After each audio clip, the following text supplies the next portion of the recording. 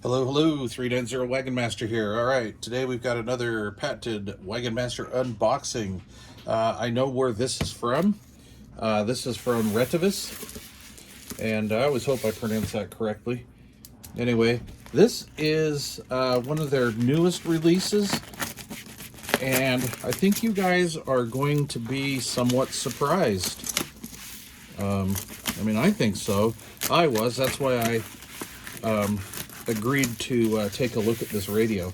Now, in one of the previous videos, I have the Retevis, I think it's called the MB-1, the AM/FM digital mobile radio, and I have had that parked on a few frequencies now for several weeks, and that's kind of a neat little radio, and spoiler alert, it's modifiable. All right. So, I will show you why I think this is going to be kind of a cool radio as far as something new on the market. Oh, we'll just wait for the reveal. Little box there. All right. Let's start off with bracket. You know, it doesn't, it's not pretty, but it's a very durable bracket. That's plenty durable for a radio of this size. And then we get our little mic clip, and again, the included rubber washers to go between the bracket and the radio to help it from moving. My alarm's going off. And then little stock mic here. Looks pretty interesting. All right, so this is small. This is about the size of a Uniden Pro 510, maybe, I'm gonna say, right? On the back here, hardwired power cord with the included cigarette lighter plug, and I kind of like that idea. That's a great idea. I think these are designed for more of a temporary mobile installation. I mean, yes, you could hack the plug off there. Anyway, we got a heat sink here, but I mean, for a permanent installation, we're going to want to chop. What I actually do, because I'm kind of a hoarder, I take these apart, because you can with this one, and then I'll unsolder it and then save it for down the road. You never know. All right. Boy, look at that. Hello 1988. Wow. Look at that puppy. That's definitely old school looking, that's for sure. So that's actually why I was interested in this radio, because I know a lot of folks out there don't like these menu-driven radios, and I don't either. I'm not a fan of those at all. And so when I saw this little unit, wow, that's bright. When I saw this little unit, I was like, man, oh man, oh man, that's kind of ugly. Well, wait a second here. Actually, it's kind of cool, and I'll tell you why. No menus. All right, so you have your automatic squelch. It's on or off. Channel up, down. Okay. AM, FM. I like this. I like this little tower of LEDs here, right? Tells you where you're at. You want the Roger beep on? It's on.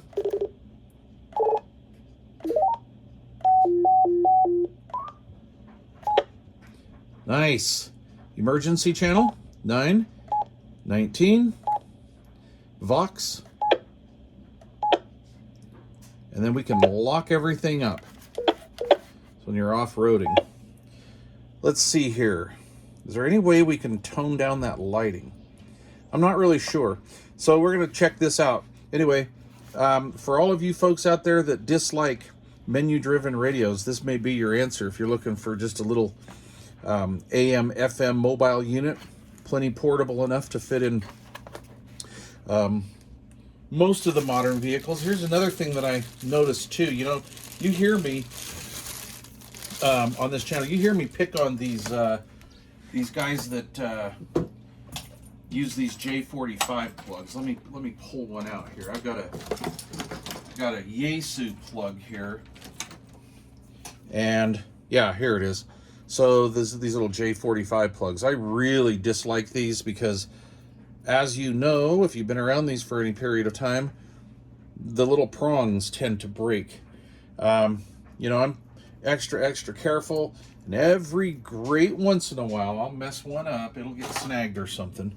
Well, these guys went to the old school 5-pin DIN, like a Radio Shack 5-pin DIN. Isn't that wild? All right, so not my favorite mic plug. However, I like that better than the J45. I mean, honestly, I would still like to see something like that, right? Yeah, anyway, that's okay.